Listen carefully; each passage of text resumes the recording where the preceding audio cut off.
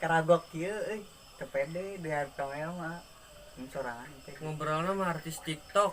Likersna geus 20k. Teuing 20k teh naon.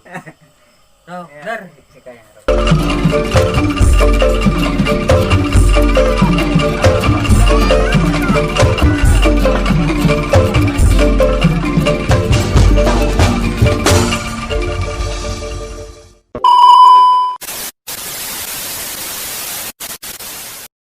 Sebelum kalian menonton video ini, jangan lupa like, komen, dan subscribe. Dan aktifkan tombol loncengnya.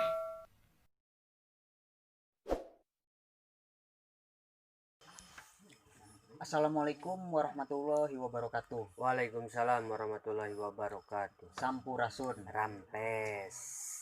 Perkenalkan, saya Obaid Azuri dan di samping saya Romi. Tanji Ajiji.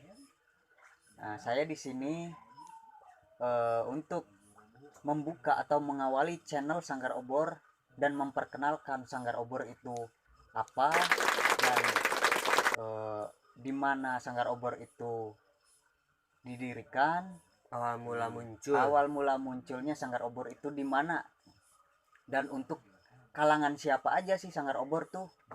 Nah, berhubung di tengah-tengah kita ada sosok atau pendiri atau yang lebih paham dari histori Sanggar Obor, kita lebih jelasnya tanyakan langsung kepada narasumbernya. Jadi gimana nih ya? Untuk sejarah Sanggar Obor itu, awal mula berdirinya Sanggar Obor itu. Nah, kebetulan saya diundang jauh di seberang sana untuk hadir di acara podcast yang diawali oleh Sanggar Obor di channel YouTube-nya yang dibawakan langsung oleh Obay The Ajuri. Jadi awal mula berdirinya Sanggar Obor itu di Bandung Timur, di ruang lingkup mahasiswa di Universitas UIN Sunan Gunung Jati Bandung. Tapi organ ekstra di luar daripada komunitas-komunitas yang ada di dalam UIN Bandung. Nah, waktu 2009 tanggal 12 tepatnya, ada segerombolan pemuda 3 orang. Segerombolan mah merenya. Iya. 3 orang disebut gerombolan. 3 orang. 3 orang. Lebih. Iya, melebihi. Lebih daripada satu. Segerombolan orang gelisah dengan adanya kreativitas, adanya suatu ekspresi yang terpendam, yang sangat terkubur, tidak bisa diluapkan. Mungkin ada beberapa yang bisa meluapkannya dalam bentuk musik, dalam bentuk puisi, cuman di situ belum ada wadah yang memang untuk mengakomodir orang-orang yang mempunyai kreativitas lebih dalam dunia kesenian. Nah, di situ terjadilah dibentuk oleh 3 orang. Yang pertama itu ada Encep Sopian, biasa dipanggil Uwa di organisasi PMI Kabupaten Bandung. Terus yang kedua itu ada Khairul Anam. Khairul Anam itu orang Malang. Kebetulan waktu itu juga sama-sama kita merumuskan dan membentuk kelompok kesenian. Dan yang ketiga saya, Romi. Nah, jadi pada waktu itu saking gelisahnya Pak Bay, Iya. untuk meluapkan ekspresi, membuat kreativitas dalam dunia kesenian, jadi dibuatlah suatu wadah yang nama Sanggar Obor. Nah, tepatnya itu tanggal 12 bulan 9 tahun 2009. Iya. Nah, saya juga sedikit lupa. Seperti itu. Nah, di situ barulah bisa mengakomodir dari ribuan orang, bisa menyaring yang memang ingin berkreativitas, ingin meluapkan ekspresi-ekspresinya di dunia kesenian, terutama di dunia seni dan budaya ya. Seni dan budayanya itu beragam. Ada yang suka nulis di wilayah sastranya, ada yang suka berteater di wilayah aktingnya, ada suka teater juga di wilayah sutradaranya, ada yang musik, ada yang tari dan lain sebagainya. Semua meliputi dalam ranah kesenian ya? Betul, itu ada di Sanggar Obor. Nah, waktu itu Obor berdiri di tengah-tengah suatu organ ekstra kampus yang bernama PMII, Pergerakan Mahasiswa Islam Indonesia. Nah, kebetulan sebuah wadah orang-orang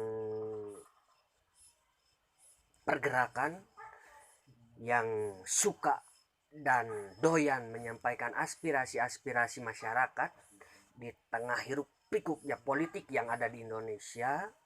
Nah, berkembanglah suatu organisasi yang muncul ngacapruk ngobrolin apa yang ingin disampaikan kepada pemerintah, kepada birokrasi, Aspirasi-aspirasinya berarti melalui sesi masyarakat. iya, Nah, melalui ranah kesenian berarti ya. itu untuk obornya. Nah, jadi yang 3 orang itu kader PMII sebetulnya. Kader PMI Kabupaten Bandung, Wa, Khairul Anam, sama saya Romi. Semuanya 3-tiganya murni dari kader Kabupaten Bandung, mencoba untuk membuat suatu wadah untuk mengakomodir kader-kader PMI Kabupaten Bandung yang masuk atau yang sudah yang ingin berproses di PMI. Nah, barangkali tidak semuanya itu suka dengan demonstrasi, suka dengan kajian diskusi, kajian wacana dan yang lainnya. Nah, kita menawarkanlah konsep kesenian. Jadi kita demo dengan demo melalui kita, ya. Seni Seperti contohnya teatrikal dan lain-lain lah. Bukan teatrikal namanya ya, kalau ya gitulah teatrikal. teatrikal. Nah, seperti itu. Untuk ini ada pertanyaan lagi nih. Pertanyaan apa? Jadi filosofi atau makna dari logo Sanggar Obor itu apa sih gitu? Maknanya, nah pas kita mengadakan musyawarah besar-besaran 3 orang itu tengah malam di sekretariat PMI, komisariat PMI cabang Kabupaten Bandung, berbicara, merumuskan apa yang akan kita bawa, apa yang akan kita buat untuk mengakomodir kader-kader yang memang menyukai kesenian. Nah, sebelum ke situ kita disibukkan dengan logo atau bentuk atau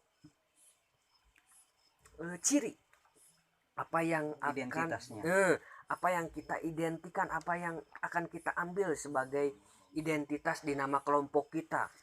Ada banyak. Pertama itu ada lilin, ada damar, ada beberapa nama lah. Nah, diantaranya ada obor. Nah, karena kita melihat beberapa filosofi yang sudah kita kumpulkan di waktu itu, dan kita menyepakati bahwa yang akan kita ambil dan yang akan kita menjadikan suatu logo kelompok kita, suatu identitas kita itu obor. Kenapa kita mengambil obor?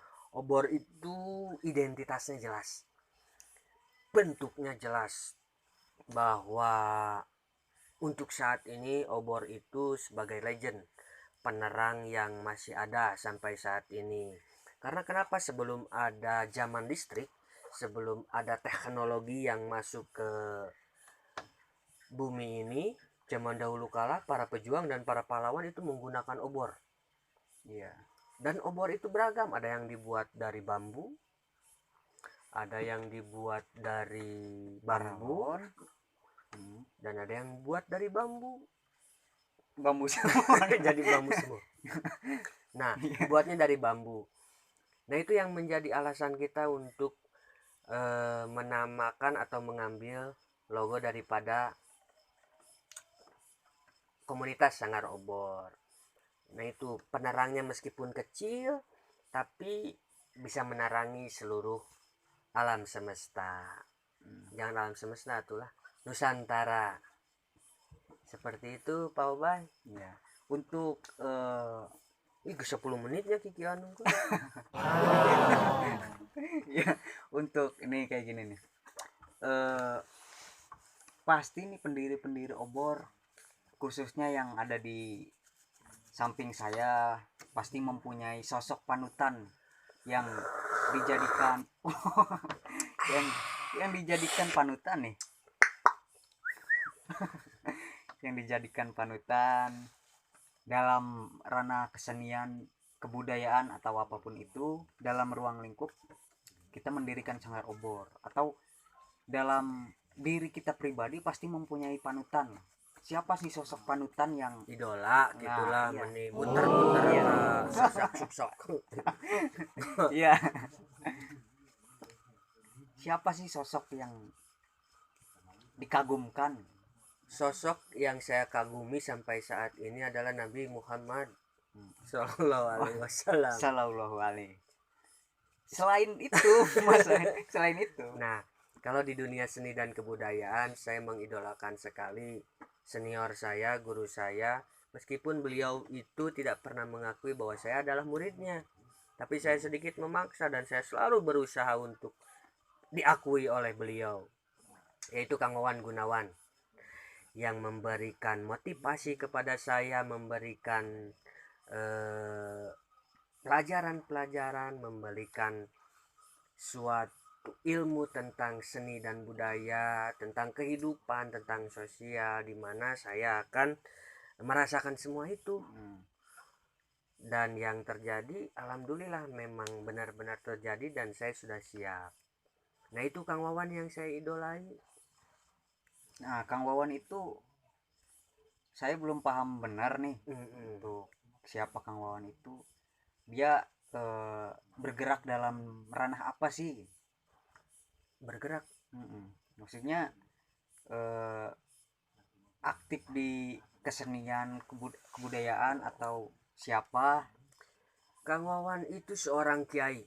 Kang Wawan itu seorang dokter. Kang Wawan itu seorang guru. Kang Wawan itu seorang seorang sahabat, seorang bapak, seorang teman yang bisa dipinta, yang bisa memberi. Kang Wawan itu fokus dan keaktifannya itu semua. Kang Wawan aktif di sosial, aktif di aktivis pergerakan. Kang Wawan juga aktif di Ranah budaya, kebudayaan, aktif juga di dunia kesenian. Makanya saya bilang bahwa Kang Wawan itu sebagai guru dan sosok yang mengajarkan semua, mengajarkan ya semualah, lamun kudu disebutkan memeren iya waktu nang 13 menit. Nah, untuk bekililah subuh. untuk harapan nih, untuk terakhir nih, pertanyaan terakhir. Harapan mau kemana? Mati. Insya Allah. Harapan untuk Sanggar Obor atau orang-orang di dalam Sanggar Obor nih, atau Sanggar Obornya sendiri, harapannya apa sih buat Sanggar Obor? Sebetulnya harapan kita ya, harapan saya, harapan Uwa, harapan Khairul Anam, yang saya biasa panggil Anam atau Genep. Harapan saya obor itu hanya suatu wadah untuk diisi oleh orang-orang, untuk dihidupkan. Jadi mengambil dari makna obor. Kalau obor itu didiamkan saja, hanya dinyalakan saja, tanpa kita menerangi sekeliling kita, tanpa kita mengelilingi seluruh alam yang ada di Nusantara, mungkin tidak akan bermakna apa-apa. Nah, yang menjadi makna ya dan yang menjadi harapan saya itu bisa menjadi penerang untuk semua. Di tengah-tengah ramainya teknologi, penerang muncul dengan berbagai merek. Kenapa tidak kita di sela-selanya atau di antara cahaya itu muncul cahaya yang memang benar-benar hidup, yang benar-benar bisa menjadi warna di dunia ini. Karena bagi saya obor itu tidak akan lenyap ya, dan tidak akan musnah, karena itu legend dari zaman dahulu. Pahlawan Indonesia merdekakan Indonesia itu dengan obor. Nya make bambu runcing bari mau obor gitu. Siap. Oh, dalam poe makan tinggal di penjajah. Siap. Itu. Mungkin itu Ya ya. harapannya mah untuk orang-orang yang berada di obor, terutama yang sudah berada di wadah Sanggar Obor, bisa terus berkarya, bisa terus berekspresi untuk menyalurkan kreativitasnya atau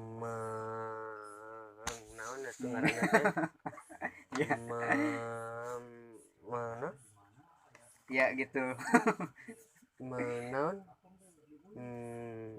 Ya gitulah Ya. bisa meluap-luap meluap-luap dari berlapindo. Ya. Ya bisa apa ya, bisa menerangi sinar-sinar yang redup, teknologi yang mulai redup, lampu-lampu yang 5 watt. Kenapa tidak kita terangi dengan obor gitu. 5 watt itu butuh obor ya? Betul lah. 5 watt mah ya pareumna sok lamun eueuh listrik da eueuh lampu. Obor mah pan ku korek api unggul. Ya. Mungkin cukup segitu. Geus sakitu unggul. Iya. Ini Amplopna leutik. mungkin cukup segitu kawan-kawan, sahabat, teman-teman, untuk sejarah histori Sanggar Obor dengan sesingkat-singkatnya mungkin itu seperti itu. Dan saya Obaid Azuri dan Khalis Romitan Jaji. Terima kasih. Jangan lupa subscribe, nyalakan loncengnya, dan Nyalakan obornya. Nah, sekian dari kami. Terima kasih dan jangan lupa ya subscribe, nyalain loncengnya dan nyalakan obornya. Oke? Teruslah hidup dan berkarya atau mati dalam kegelisahan. Salam satu nyawa. Tetap satu nyawa.